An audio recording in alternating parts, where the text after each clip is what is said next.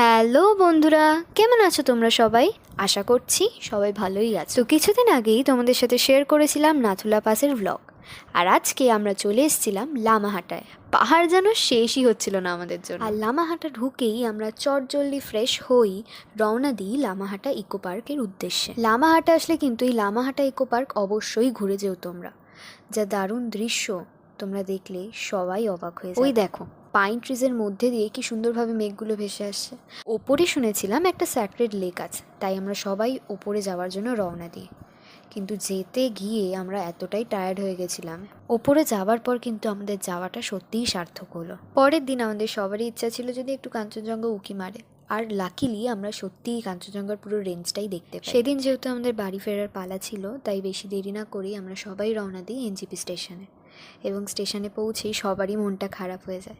আর বেশি দেরি না করেই আমরা সবাই রওনা দিই বাড়ির পথে।